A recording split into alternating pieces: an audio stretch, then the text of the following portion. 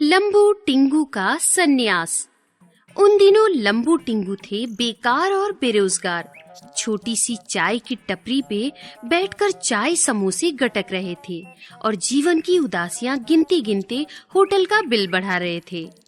लंबू यार, क्या रखा है इस जीवन में? ना नौकरी है, ना पैसे हैं, ना बीवी बच्चे। लंबू एक बड़ा सा समोसा मुंह की गहरी गुफा में छोड़ते हुए बोला, तुम्हें जीवन की चिंता है, मुझे जैवन की चिंता है। मराठी में खाने को जैवन बोलते हैं और जैवन के बिना ये जीवन अधूरा लगता है। और ऐसा कहकर लंबू 4 समोसे और खा गया और उस पर चाय की धारा छोड़कर तृप्त हो गया। ठीक कहा यार लंबू तूने।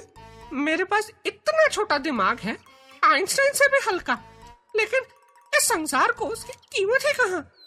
तभी होटल वाला बबलू आकर बोला, संसार को नहीं, लेकिन मुझे कीमत करनी भी आती है और कीमत वसूलनी भी आती है।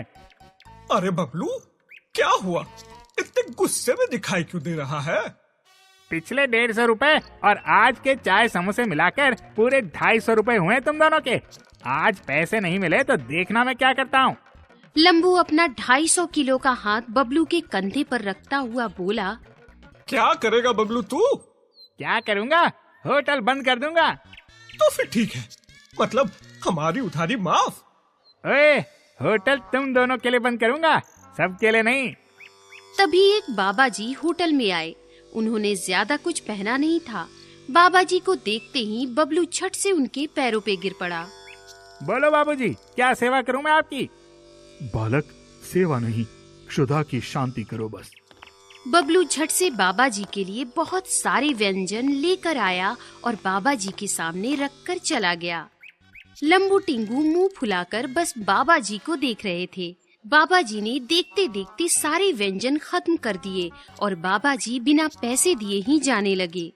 ओए बबलू, बाबा जी से पैसे नहीं मांगेगा? बाबा जी बहुत ही बड़े सन्यासी आदमी हैं, हम उनसे पैसे नहीं लेते। इस हिसाब से तो हम तो फटे पुराने फकीर हैं, हम भी पैसे नहीं देंगे।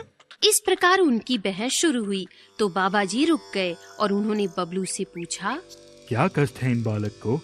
इनको काहे का कष्ट बाबा जी? कष्ट तो मुझे है, मुफ्त का खाते हैं, कीमत चुकाने का नाम नहीं। बाबा जी लंबू टिंगू की तरफ देखकर मुस्कुराए। बस इतनी सी बात? बाबा जी ने हवा में हाथ घुमाया और बाबा जी के हाथों में बहुत सारे पैसे आ गए। चमत्कार देखकर तो लंबू टिंगू की आंखें फट गई। ये लो बबलू, मुक्त कर दो इन बालकों को ऋण से। ये सुनते ही लंबू टिंगू बाबा जी के चरणों पे गिर पड़े। आप तो बहुत दयालु और बड़े ज्ञानी हैं, चमत्कारी है बाबा जी। हाँ बाबा जी, हमने आज से पहले इतना दयालु कोई नहीं देखा। आपने ऋण से मुक्त तो कर दिया बाबा जी, लेकिन अपने आप से मुक्त न करो, हमें अपनी शरण में ले लीजिए बाबा जी। हम इस संसार में रहना नहीं चाहते, हम भी संन्यास लेना चाहते हैं बाबा जी। अरे उठो बालक, उठो। सन्यासी का जीवन बड़ा ही कष्टों से भरा होता है, क्या तुम झेल पाओगे? हम यहाँ कौन से कम कष्ट झेल रहे हैं बाबा जी, आप बस संन्यास दे दो हमें। ठीक है, सन्यास का अर्थ है संसार से मुक्ति। तुम संसार से मुक्त होना चाहते हो तो मैं अवश्य तुम्हें एक अवसर दूंगा, चलो मेरे साथ। और फिर क्या, बाबा जी के पीछे पीछे लंबू टिंगू चलने लगे। वो कहाँ जा रहे थे उनको भी नहीं पता था, बस चल रहे थे। टिंगू, बाबा जी से पूछो, हवा में हाथ घुमाते ही पैसे प्रकट करने का चमत्कार वो कब सिखाएंगे? चुप कर, बाबा जी सुन लेंगे तो गुस्सा हो जाएंगे। ठंड के दिन थे, लंबू टिंगू ठंड से कांपने लगे, लेकिन बाबा जी आराम से बस चल रहे थे। बाबा जी को ठंड नहीं लगती क्या? पता नहीं यार, लगता है कोई स्वेटर पहन लिए होंगे। पागल, उनके शरीर पर कोई स्वेटर दिख रहा है तुम्हें? अरे भाई, जादूगर होंगे, जादू का स्वेटर पहने होंगे कोई। तीनों ठंडी रात में चल रहे थे और चलते चलते एक नदी के किनारे आ गए। लंबू टिंगू चलते चलते थक गए थे। लंबू की तो सांस फूल रही थी। अब हम इस नदी के किनारे विश्राम करेंगे, कल सुबह जल्दी उठकर हिमालय की तरफ प्रस्थान करेंगे।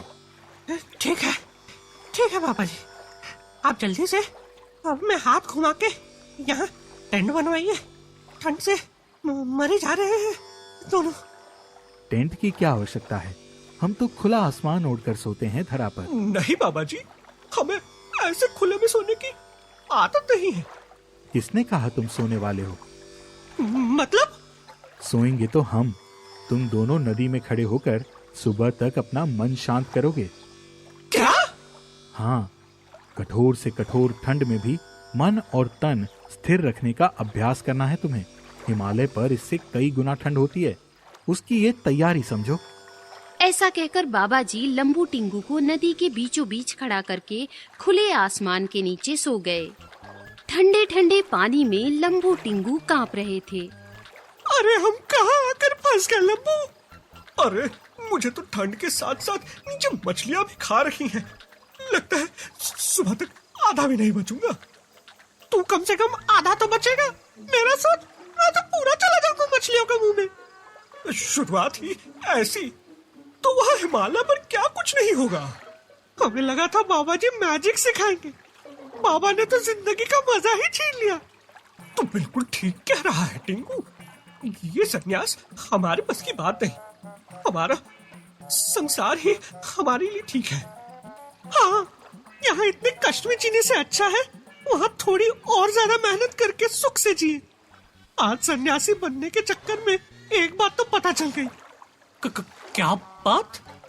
सन्यास हो या संसार, कष्ट तो उठाना ही पड़ता है। तो बताओ अब करना क्या है? करना क्या है? अरे भागना है, भागो!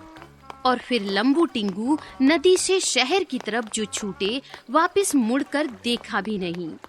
सुबह बाबा जी उठे तो उन्होंने देखा कि नदी में लंबू टिंगू नहीं है। सूर्योदय होने वाला है, हमें अब हिमालय की तरफ प्रस्थान करना चाहिए। अरे ये दोनों कहाँ गए? नदी में तो नजर नहीं आ रहे। आसपास देखता हूँ, नहीं इधर भी नहीं है। लगता है वो दोनों चले गए। मैंने तो पहले ही बताया था, सन्यास की डगर इतनी आसान नहीं है, बहुत मुश्किल डगर है ये, और हर कोई इसे अपना भी नहीं सकता। चलो एक बात तो तय है, वो दोनों सन्यास का फल तो नहीं प्राप्त कर पाए, पर उम्मीद है कम से कम अब संसार का फल तो जरूर पा लेंगे दोनों। चलो अब हम भी चलें हिमालय की ओर। उम्मीद है दोनों दोस्त जहां भी रहेंगे हंसी खुशी रहेंगे और एक दूसरे का साथ कभी भी नहीं छोड़ेंगे। बम बम भोले। ऐसा कहकर बाबा जी मुस्कुराए और फिर वो हिमालय की दिशा में निकल पड़े।